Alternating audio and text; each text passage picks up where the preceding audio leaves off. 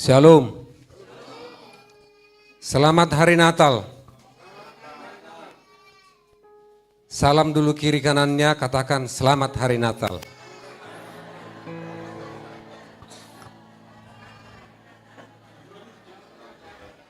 Haleluya. Sah Natal itu bagi kita semua. Ambil posisi masing-masing, dengarkan pesan Natal hari ini yang memberkati saudara-saudara. Dengan tema baik yang di bawah lantai 1 dan lantai 2, yang di belakang ambil tempatmu. Di depan masih ada kursi, silahkan ke depan. Ya. Tema kita adalah Allah hadir untuk menyelamatkan keluarga. Dan subtemanya adalah membangun keluarga di atas kasih Kristus.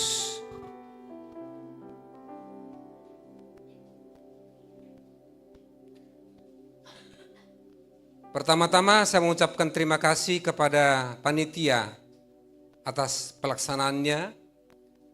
Seluruh pengorbanan saudara, uang saudara, Tuhan memberkatinya.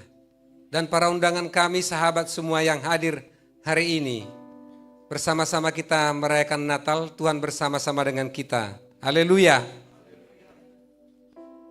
Dari tema ini, Allah hadir untuk menyelamatkan keluarga. Tema yang diusung PGI dan KWI. Dan tema ini pula yang memberkati kita malam hari ini. Pertanyaannya, kenapa harus diselamatkan keluarga itu? Kenapa Allah harus hadir di bumi ini untuk menyelamatkan keluarga?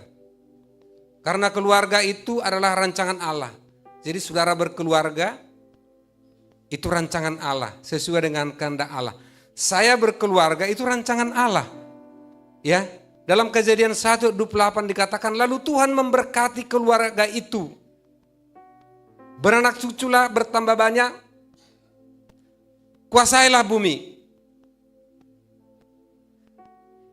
Berkuasalah atas ikan-ikan di laut dan burung-burung di udara dan seluruh binatang-binatang yang merayap di bumi. Didelegasikan kepada keluarga, kepada saudara-saudara untuk berkuasa atas bumi ini. Kelolalah itu. Dalam Kejadian 2:26 dikatakan, laki-laki akan meninggalkan orang tuanya untuk menemani istrinya. Mereka menjadi satu keluarga. Jadi keluarga itu memang dirancang Tuhan. Nah, karena itu rancangan Tuhan, maka Allah hadir menyelamatkan rancangannya. Saya dan saudara, keluarga saya, gereja, keluarga besar kita, bangsa dan negara, satu keluarga, Indonesia. Haleluya. Allah hadir di setiap keluarga. Kenapa harus Allah menyelamatkan keluarga? Karena keluarga pertama itu jatuh dalam dosa.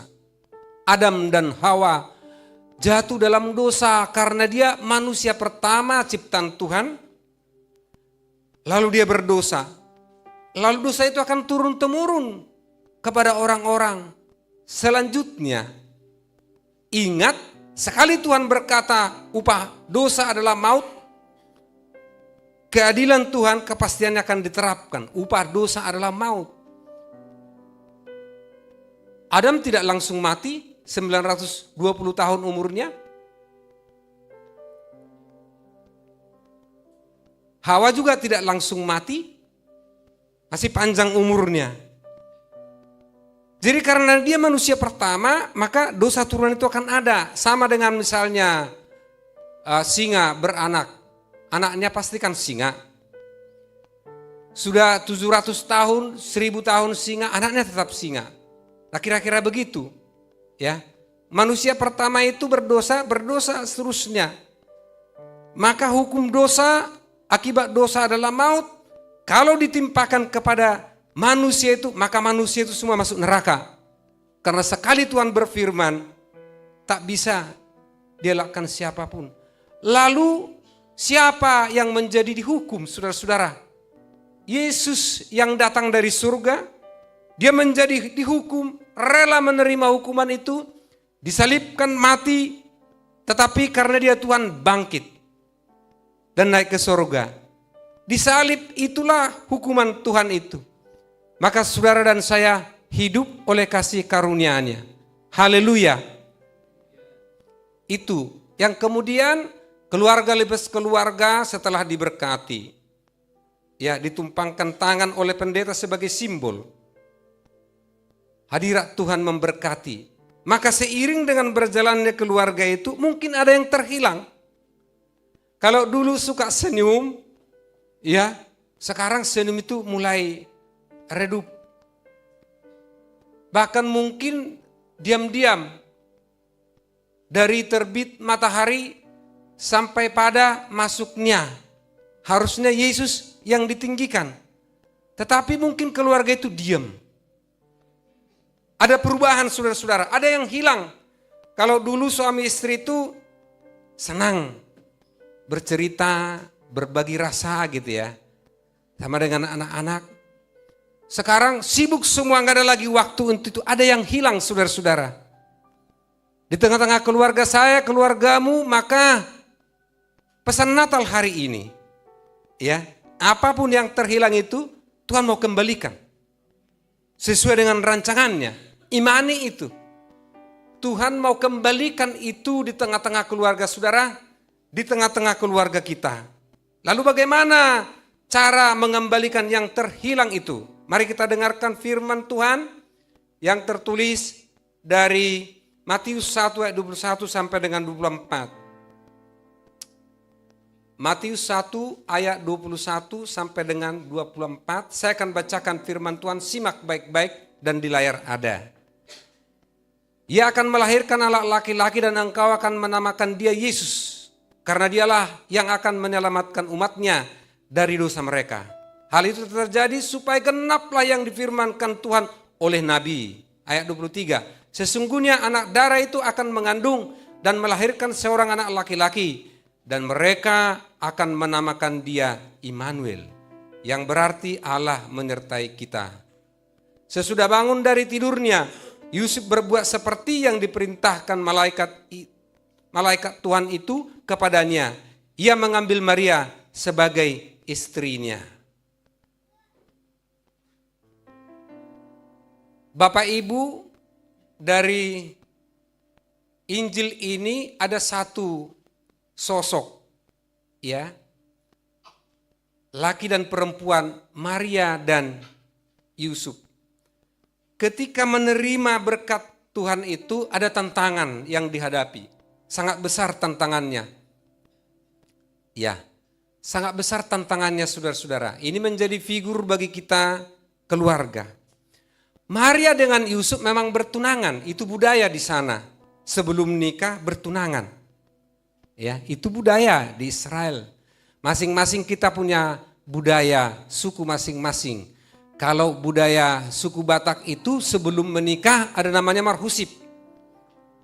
Ya, pihak laki-laki datang kepada pihak wanita, lalu menyepakati acara, lalu pihak laki-laki menyerahkan sejumlah uang. Bisa besar. Kemarin itu saya dengarkan di informasi itu ada sampai 2 miliar. Ya, uang yang diberikan namanya sinamot. Kalau di orang Chinese juga ada itu, di orang Jawa juga ada. Sebelum bernikah, itu budaya. Nah, budaya di Eropa, di Israel itu ya tunangan sebelum diresmikan pernikahannya, tapi belum serumah dan tidak bisa melakukan hubungan suami istri. Belum diperkenankan. Itu budaya. Kalau di Medan saudara-saudara disebut motor, ya itu mobil. Kalau motor kita di sini, motor yang 2 ban itu kereta. Jadi kalau di Medan, di Samosir, di mana, ayo naik kereta, jangan harapkan kereta seperti rel ini. Ya, itu ya motor kita di sini. Kalau naik mobil di sana, dibilang ayo naik motor. Motor itu mobil kita, itu budaya. Ya, budayanya begitu. Masing-masing wilayah negara punya budaya. Nah, Maria dan Yusuf itu ketika menerima maksud Tuhan, luar biasa. Pertama, Maria itu mendengar pesan Tuhan. Dalam Lukas dikatakan begini, lalu datang malaikat Tuhan mengetok rumah Maria, masuk ke rumah Maria. Hai engkau dikaruniai Tuhan. Tuhan menyertai engkau. Salam bagimu. Maria mengatakan, salam apa gerangan? Lalu malaikat mengatakan, engkau Roh Kudus akan turun atasmu.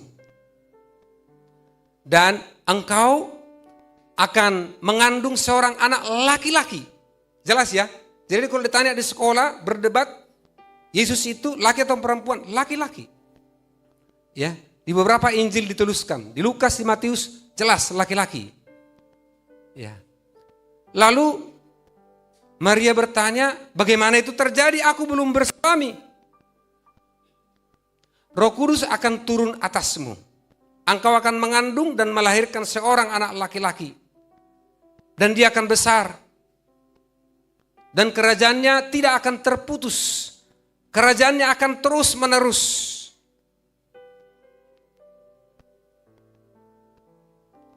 Lalu sikap Maria mengatakan, aku ini hamba Tuhan.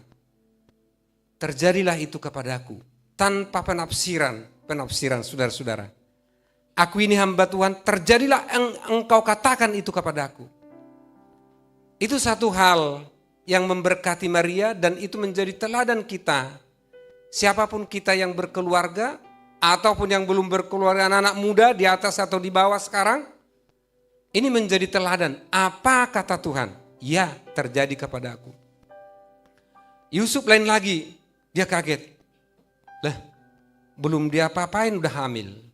Karena Yusuf dicatat dalam bacaan kita, seorang laki-laki yang tulus hatinya.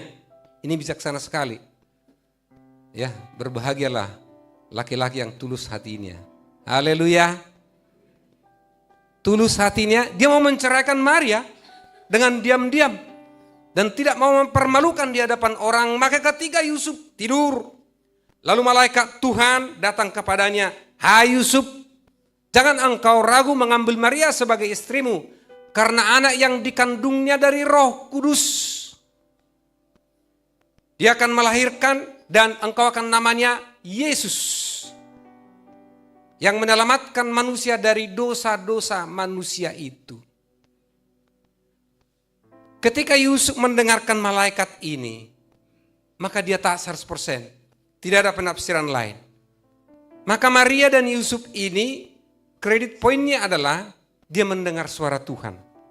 Dan dia melakukan suara Tuhan. Saudara-saudara yang terkasih dalam nama Tuhan Yesus Kristus, responmu menentukan masa depanmu. Itu menjadi catatan pertama di Natal ini. Responmu menentukan masa depanmu. Engkau respon yang baik nasihat Tuhan, itu mencerminkan masa depanmu. Engkau respon yang negatif, itu juga menentukan masa depanmu. Tapi malam hari ini Natal mengunjungi kita, Maria dan Yusuf sama-sama merespon apa yang dikatakan Tuhan. Keluarga itu penting, saudara-saudara, ya. Keluarga sangat penting. Karena satu keluarga akan melahirkan anak cucu. Ya, turun-temurun. Saya dengan mertua saya, sekarang umur 83 tahun, mertua saya dari Bu Gembala. Masih hidup, istri saya derajat kedua, anak saya derajat ketiga, saya punya cucu, derajat keempat, bayangkan. Masih hidup, lalu saya bilang sama Tuhan, semakin merendahkan hati, merendahkan diri. Karena saya lihat generasi ini makin bertambah. Kesanalah diperintahkan Tuhan berkat-berkatnya. Haleluya. Ada banyak persoalan-persoalan dan tantangan keluarga itu yang kita hadapi. Ya. Siapapun yang berkeluarga, mau pengerja ke, mau pendeta ke, mau bukan pengerja ke, siapa saja. Ada banyak tantangan-tantangannya. Ya. Slide yang ketiga. Pertama pertengkaran, ya, pertengkaran keluarga. Apa bedanya pertengkaran dengan perkelahian? Ada yang tahu? Ya, pertengkaran itu debat mulut, ribut terus. Kalau perkelahian itu debat mulut mulai dilakukan adu fisik, kekerasan. Ya, hati-hati bisa dilapor ke polisi itu. Berkelahi. Nah. Ada juga keluarga itu tidak ribut, tapi diam-diam. Ya, diam gitu. Suaminya diam, istrinya diam, anaknya diam. Dari pagi sampai sore, sampai besoknya. Berminggu-minggu diam. Selidik punya selidik, ternyata karena berantem juga. Walaupun bentuknya diam, saudara-saudara. Ya.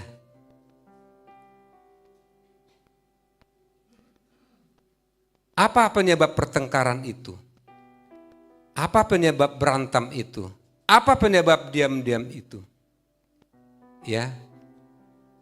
Pertama, mulai kita menilai, ya. Suami mulai menilai istri, dilihat kekurangannya. Ah, ini kurang, ini kurang. Istri mulai menilai suaminya, ini kurang, ini kurang. Kalau penilaian sudah mulai berjalan, maka penghakiman akan disampaikan. Mulai penghakiman saudara-saudara. Itu sebabnya Bunda Teresa mengatakan, jikalau seseorang sudah mulai menilai, maka tidak ada kesempatan baginya untuk mengasihi. Ingat, ya. Jikalau engkau menilai pasanganmu, menilai terus, menilai anakmu, maka tidak ada kesempatan untuk mengasihi. Ini penting. Kenapa? Karena penilaian. Angka-angka yang muncul. Dan yang kedua, penyebab berantem itu, pertengkaran itu selalu punya gas, tapi tidak punya rem. Ya. Katakan gas dan rem.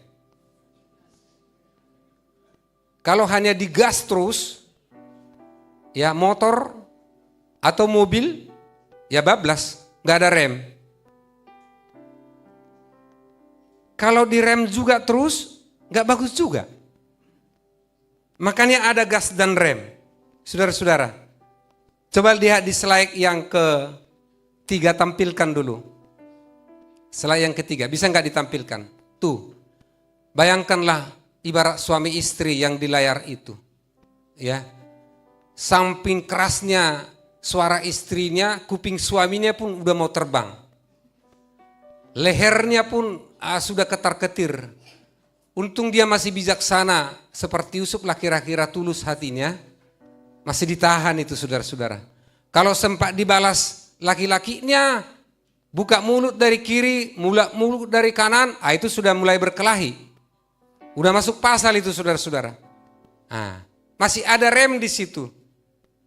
Ya. Sehingga masih aman.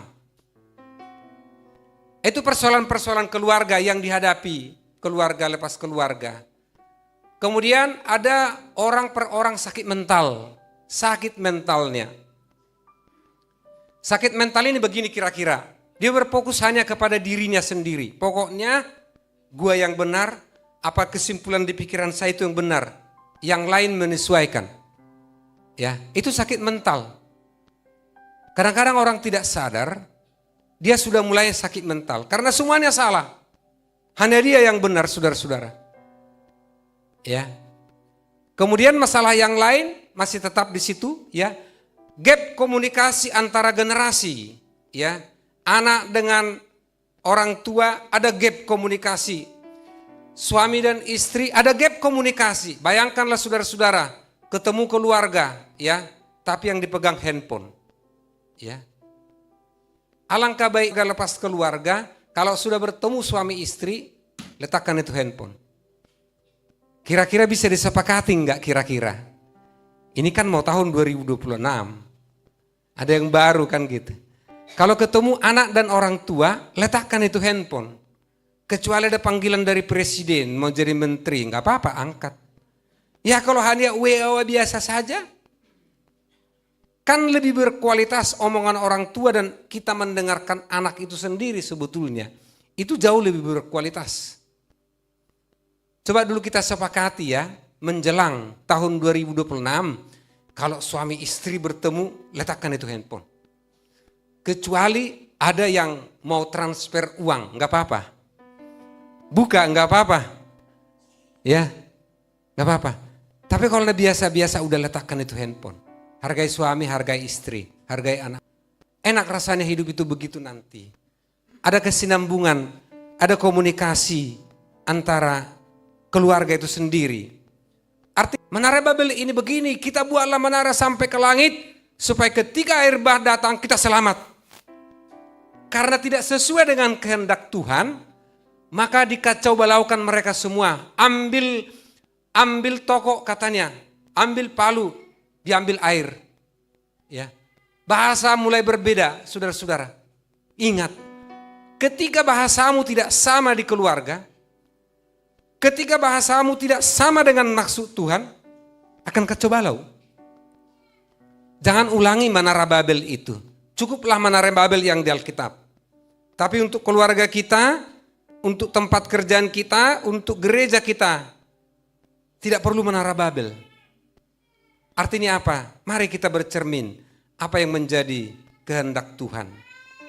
Kemudian masalah-masalah keluarga, masalah ekonomi, keuangan dan pekerjaan. Semua menghadapi ini.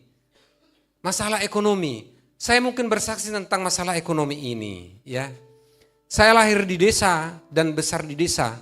Puji Tuhan bisa eksis masuk kota. Ya, dan puji Tuhan bisa membangun gereja, beberapa gereja. Ya, termasuk gereja di kampung saya. Termasuk gereja ini. Termasuk saya beberapa kali panitia pembangunan gereja, tuntas itu gereja, beberapa. Saya dibesarkan di desa. Tuhan menaruh di hati saya sejak SD, padahal di situ nggak ada pasar. Bisa aku ciptakan pasar di sekolah. Bagaimana caranya? Saya ke sekolah, ada 3 pekerjaan saya. Belajar, berjualan, pakai tas, kemudian ngangon kerbo. 3-tiganya berjalan, bayangkan saudara-saudara. Karena guru kami waktu itu, kalau ada 6 kelas, gurunya hanya 3. Lalu dibuat soal di sini matematika misalnya ditulis, lalu pindah dia kelas yang lain. Lalu ya itu aja sampai siang selesai. Berdoa kita pulang. Itu saya gunakan untuk kerjaan yang lain. Saudara-saudara. Dan waktu saya jualan itu selalu saya ceritakan kepada anak-anak saya. Yang saya jual itu kue ketawa namanya. Kenal kue ketawa? Ini masalah ekonomi ya. Kemudian putar-putar. Kemudian permen. Ya laku itu. Lalu kalau kami jalan kemana-mana atau wisata kemana-mana berhenti. Ada itu saya bilang berhenti dulu. Orang kita yang bawa mobil kan. Beli. Lalu saya ceritakan mulai dari kecil. Ini jualan bapak dulu. Masa kecil. Masa sekolah gitu ya. Rupanya itu terpatri di otak anak-anak itu. Ya. Terpatri di otaknya saudara-saudara. Ya. Anak-anak saya yang merompak yang pegang handphone tadi, mulai dari SMP, dia udah bisnis. SMP, SMA, mahasiswa dia udah untuk sekarang, sampai hari ini. Saudara-saudara, mungkin ditangkap apa yang diceritakan bapaknya ketika kecil. Ketika mahasiswa kesulitan ekonomi, saya di Medan, lalu saya mengajar bimbingan tes, saudara-saudara. Sambil kuliah, itu kuceritakan kepada anak-anakku. Cerita itu akan mendongkrak dia bagaimana caranya membangun ekonomi. Ketika anak-anakku itu masih mahasiswa, ya, masih mahasiswa. Karena otaknya udah terpatri juga bisnis. Saudara-saudara, itu mereka buat usaha untuk orang tuanya, untuk saya, karena saya sibuk. Saudara-saudara, dibangun usaha kecil-kecilan, car wash, dibangun auto detailing, dibangun kafe di satu tempat. 100% mereka yang membuat itu merencanakan, mengeksekusi dan melaksanakannya. Lalu ku bilang setelah selesai, siapa di antara kalian yang mengelola ini? Tak satu pun mau, karena masing-masing sudah punya profesi. Tak mau. Itu bukan profesi saya, Pak. Ketika kita menceritakan hal-hal yang baik, saya dari kecil bercerita kepada anak-anak ini, bukan hanya itu firman Tuhan. Saya hafal itu menceritakan firman Tuhan kepada mereka. Kurang hebatnya apa rupanya cerita yang bisa mengalahkan Alkitab. Satu orang yang sangat minoritas, Yusuf namanya, menjadi orang nomor 2 di Mesir, memberikan makan orang. Ketika kelaparan itu datang, Itu berkali-kali kuceritakan, tak bosan-bosannya. Daniel, Daud, dan yang lain-lain. Yesus Tuhan kita. Saya ceritakan kepada mereka dari kecil. Masalah ekonomi itu saudara-saudara, kemauan kita, ya, keberanian kita, dan restunya Tuhan. Haleluya. Jangan ada takut soal itu. Berjalan, jatuh, bangkit lagi. Jatuh, bangkit lagi. Pasti bangkit. Haleluya. Itu yang kulakukan saudara-saudara. Dan anak-anakku meniru itu. Iya. Masalah pekerjaan juga, saudara-saudara. Penting. Itu masalah-masalah yang dihadapi. Kemudian pola asuh yang kurang tepat. Pola asuh. Bagaimana sih mengasuh anak ini? Pelajari semua buku. Saya senang membaca dari dulu. Buku anak-anak, buku keluarga. Semua saya bacai dari dulu, dari anak muda saya. Karena bagi saya kalau banyak buku saya dan saya baca udah senang. Saya tidak pikiri pakaian saya. Ini yang mikirin pakaian saya istri saya sampai hari ini. Ya, saya tidak pikirin itu. Dan saya tidak pernah pikirin pakaian dia karena saya tidak tahu model-model. Tapi dia sendiri. Tapi apa dia beli? Saya bilang beli. Pokoknya siap di belakang layar, siap begitu. Haleluya. Ya. Pola asuh yang bagaimana sih kepada anak itu, kepada keluarga itu? Kami dari kecil selalu saat teduh. Ya, anak saya 4 laki-laki semua. Dan semua punya profesi masing-masing. Ya. Dari kecil kami saat teduh. Habis belajar mereka harus kumpul. Satu membaca, satu memimpin, satu berdoa, gantian. Senin sampai Sabtu. Ketika aku keluar kota, sering keluar kota dan hari Jumat Sabtu pulang. Istri saya yang memimpin itu. Dengan anak-anak. Itu pola asuh. Kalau kita perkenalkan Alkitab itu kepada anak. Yusuf mengatakan, ceritakanlah firman Tuhan itu kepada anak-anakmu. Baik siang dan malam, baik engkau di ladang maupun engkau di rumah. Baik engkau terbaring. Sampaikan firman Tuhan itu kepada anak-anakmu.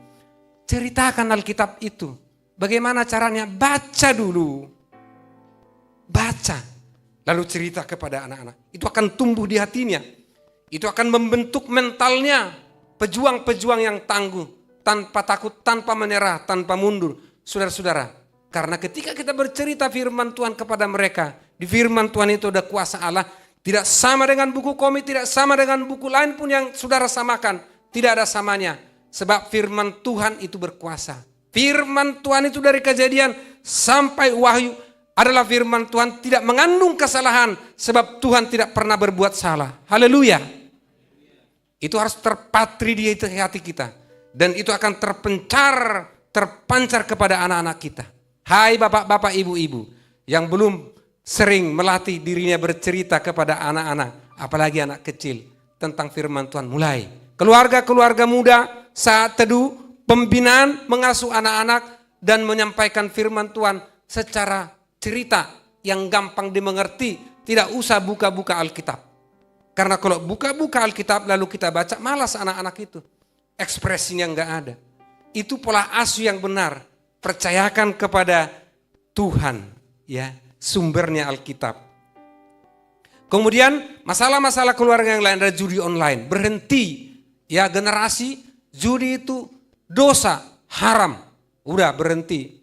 Tidak ada itu. Saya percaya tidak ada di sini. Kalaupun ada, bertobatlah. Sebab kerajaan Allah sudah dekat. Haleluya. Jangan gunakan uangmu jatuh kepada sesuatu yang tidak baik. Ketika engkau komitmen begitu, seluruh rezeki. Saya komitmen dari anak muda, seluruh rezeki yang Tuhan berikan kepada aku Tuhan, akan kugunakan yang terbaik. Maka bisa membangun gereja saudara-saudara. Ketika engkau membuat komitmen kepada Tuhan, Tuhan turut bekerja. Anak-anak muda sampaikan komitmenmu kepada Tuhan, pada waktu kita nanti berdoa, setelah firman Tuhan ini. Ada game sepanjang malam saudara-saudara. Generasi ini game terus, karena temannya ada di negara lain, ada di sini, lalu ditentukan malam game terus. Saudara-saudara, untuk apa itu? Tuhan sudah menciptakan siang dan malam. Siang untuk belajar dan bekerja, malam untuk istirahat. Haleluya. Yang mendengarkan firman Tuhan hari ini, kalau yang masih game malam dan larut malam tidak bisa, bertobatlah. Sebab kerajaan Allah sudah dekat.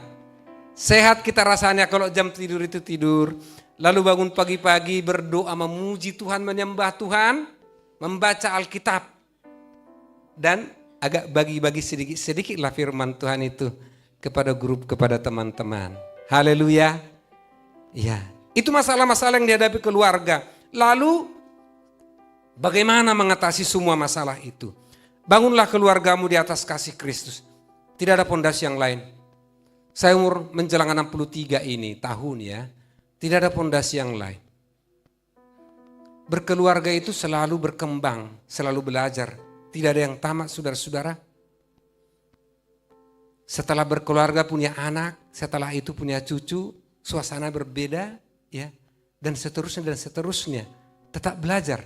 Tetapi ketika kita membangun keluarga kita masing-masing dalam kasih Kristus, percaya ada senyum di tengah-tengah keluarga itu. Haleluya. Ada tawa di tengah-tengah keluarga itu, optimis terhadap masa depan. Karena kita membangunnya di atas pondasi yang benar. Itu sebabnya Kolose 3:14 katakan, kenakanlah kasih sebagai pengikat dan yang menyempurnakan. Kenakanlah kasih sebagai pengikat. Kasih itu ada 4. Kasih agape, kasih surgawi dari Tuhan. Ya.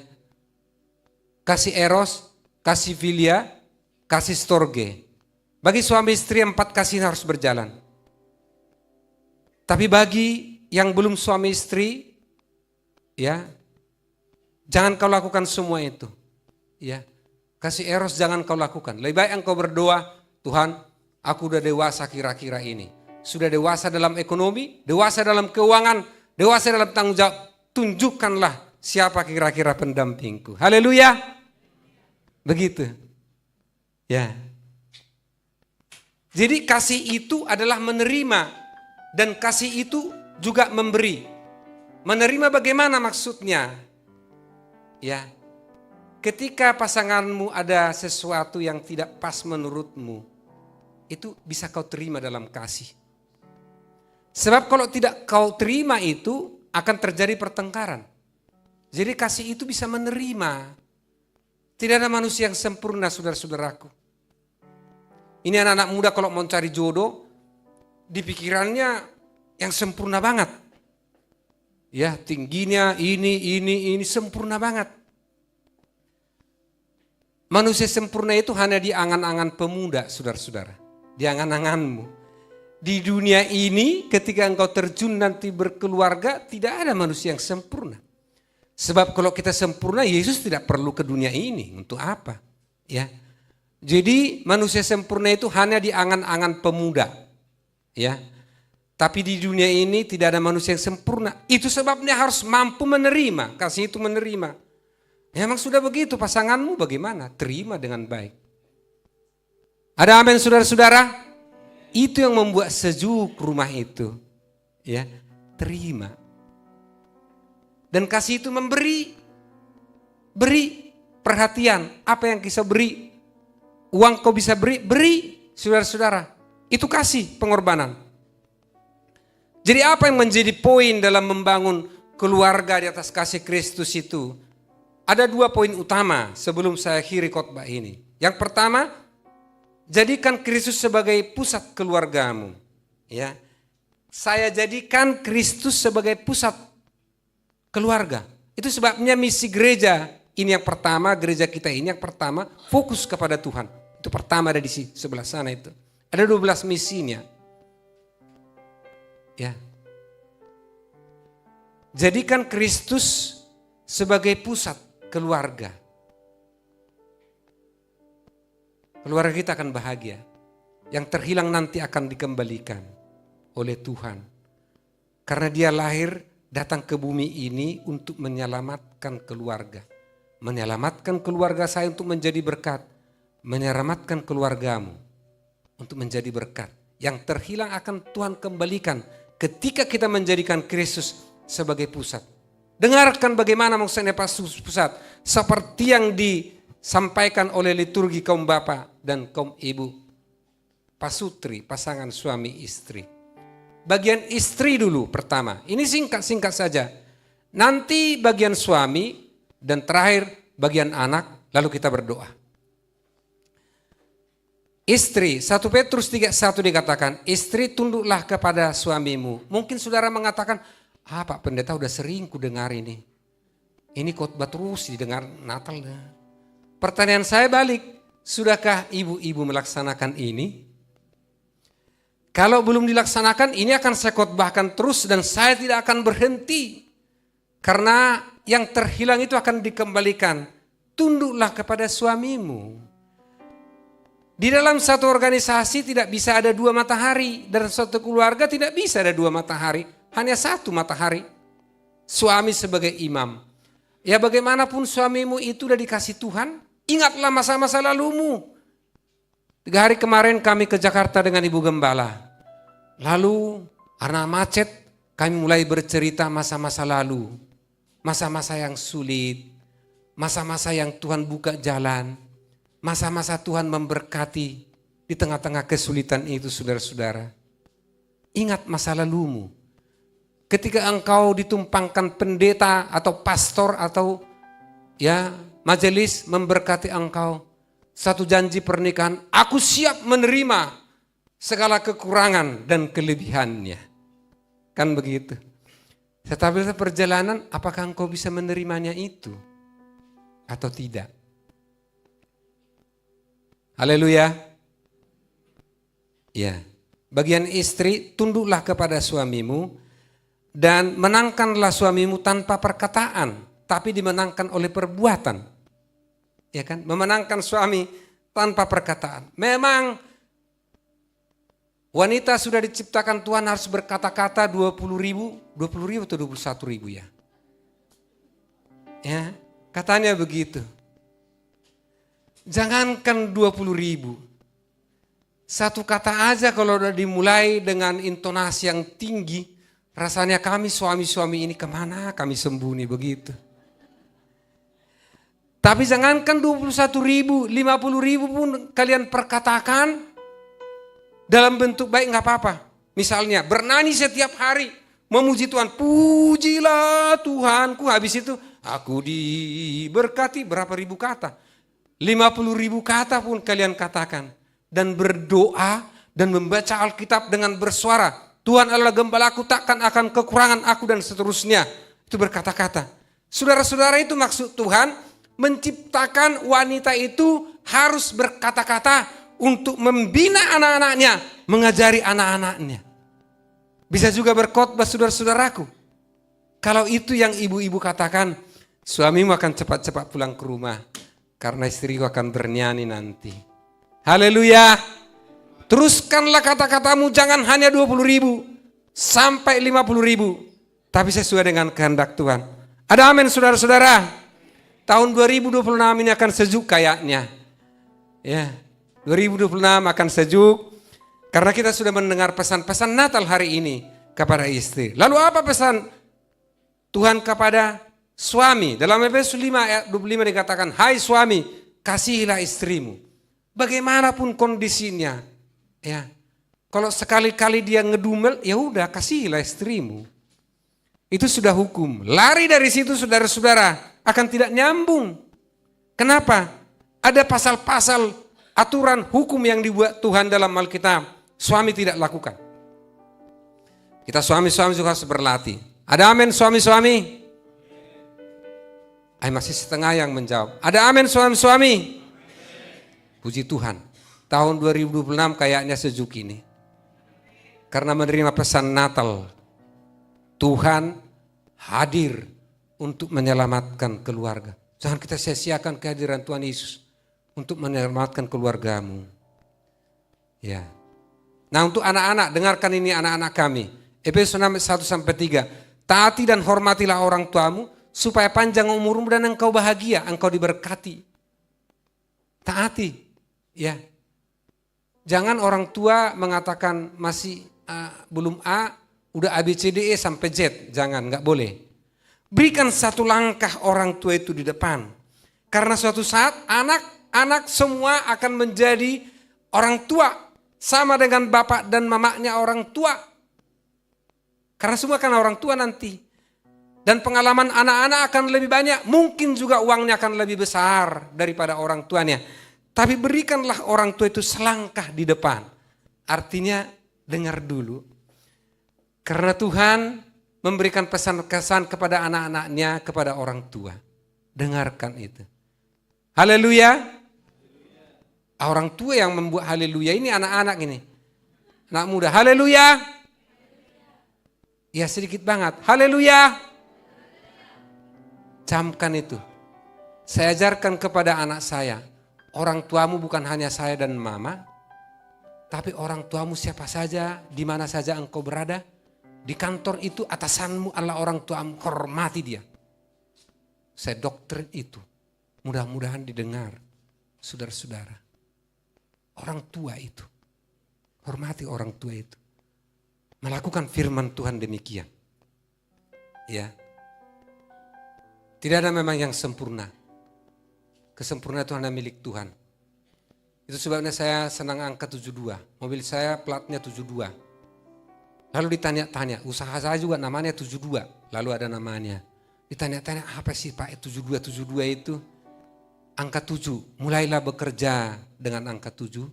Lalu dalam pelaksanaannya usahakan nilai tambah 2 jadi 9. Angka 10 ini milik Tuhan. Jadi jangan menuntut anak-anak sempurna, suami sempurna, istri sempurna, enggak. Yang sempurna hanya Tuhan.